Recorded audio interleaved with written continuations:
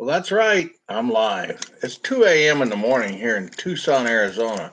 If you can't sleep, do a book review. Well, this was a fantastic book. It's a brand new book obtained from the Tucson Pima County Public Library. Hi, this is Doc Martin for the Zero Channel, a subsidiary of the KRAZTV.com. It is a book called Losing the Nobel Prize, a story of cosmology, ambition, and the perils of science's highest honor by Brian Keating. Dr. Keating always wanted to be an astronomer and a cosmologist, and he had a great love for his father, and it was really a very endearing story. He's working on cosmic microwave background radiation and whether it's called E mode and B mode polarization.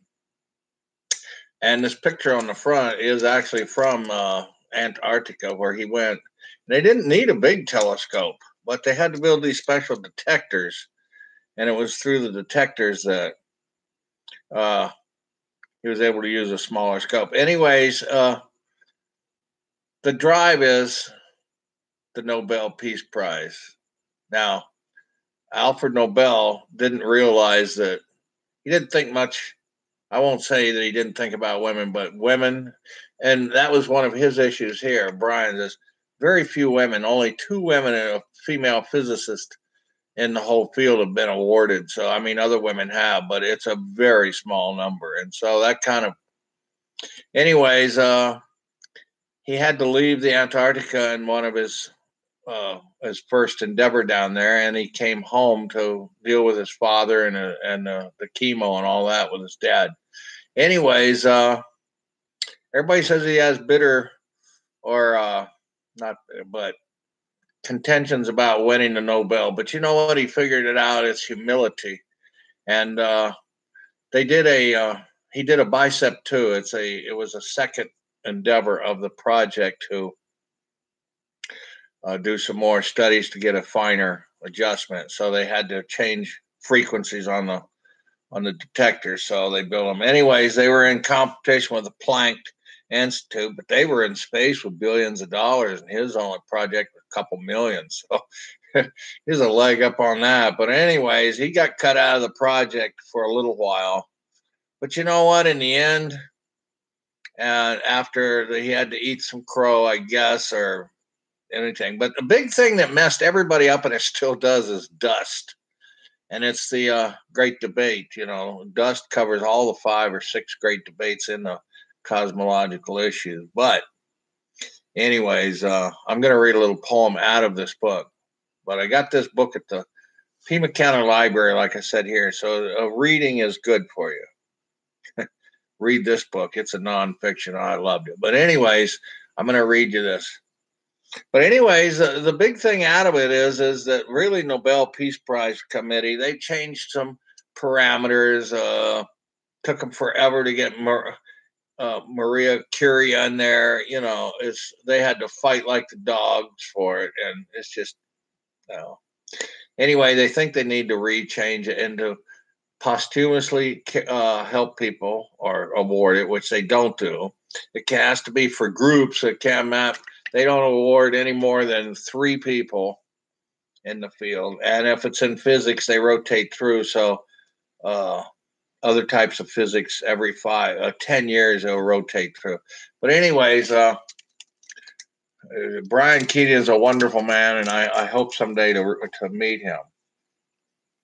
Women and the Nobel Peace Prize. It says there have been nearly as many Nobel laureates in physics as popes serving the Vatican. Yet there are only 2 more female physics laureates than female popes. Even though the award to the first woman physics laureate, Marie Curie, was made grudgingly only after righteous protestations by Swedish Nobel Committee member Magnus Mittag Leffler and her co-laureate, Pierre Curie, did she win the prize she deserved.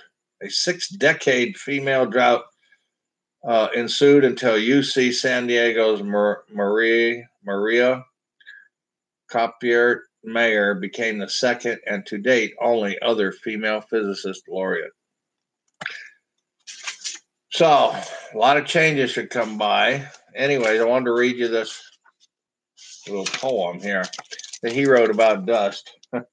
Dust is fundamental now. Here's a saying he wrote in here. Dust is fundamental, if not elemental.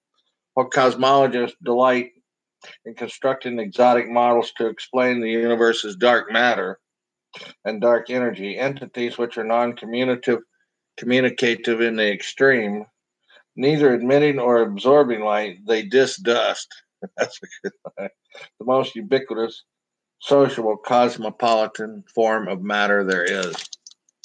So, from dust we are, and dust will return. But anyway, here's his poem that he wrote. It was just fitting, and I'll finish the book here. Yes, I've gone on and on, ranting and raving. But this was a book worth reading, folks. Conscious star stuff. Dust grains are mysterious things. Attached to your toddler, they surely bring grime and grunge in rooms unkempt.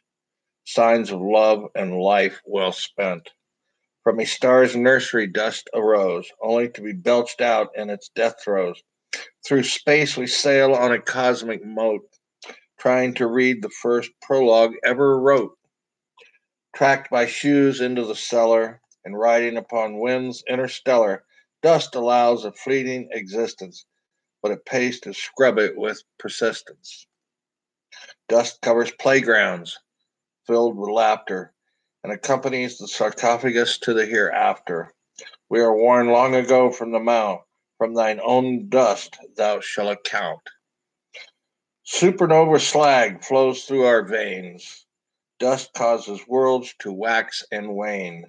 Iron filings, pyroxene whiskers, silica shavings squelch, Nobel whispers. It can't be emphasized enough. The dust is us, conscious star stuff.